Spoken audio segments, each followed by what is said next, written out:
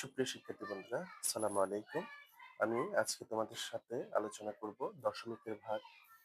তো চলো আমরা শুরু করি দশমিকের ভাগ কিভাবে করতে হয়। তোমরা দেখতে পাচ্ছ এখানে 0.04 ভাগ 8, অর্থাৎ 0.04 কে 8 দ্বারা ভাগ করতে হবে।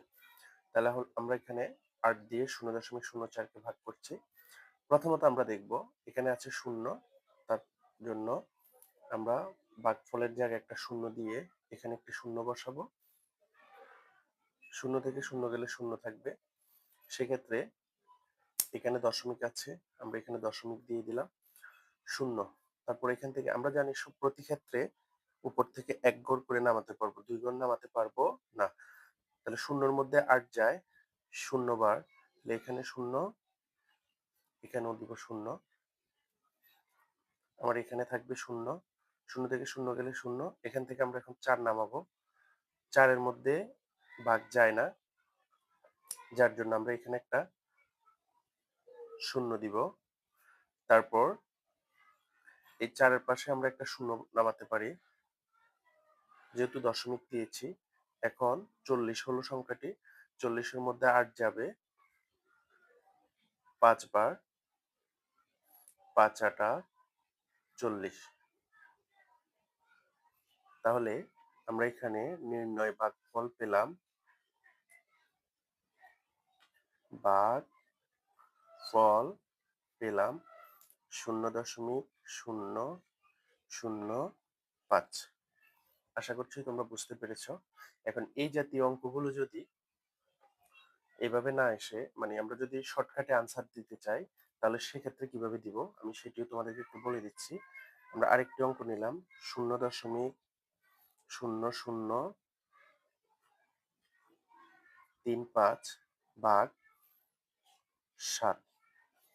আচ্ছা, এটা আমরা সরাসরি কিভাবে করবো আমি তোমাদেরকে সেটা দেখাচ্ছি। অনেক সময় তোমরা দেখবে বহু নির্বাচনীয় প্রশ্নে তোমাদের এভাবে প্রশ্ন দেওয়া থাকে, তখন 1-2 সেকেন্ডের মধ্যে কিভাবে তোমরা উত্তরটা বের করবে সেটা আমি প্রক্রিয়াটি একটু দেখিয়ে দিচ্ছি। ভালোভাবে একটু লক্ষ্য করলে আশা করি পারবে। প্রথমে আমরা 7 দিয়ে এই সংখ্যাটাকে ভাগ করব। 5 7 35।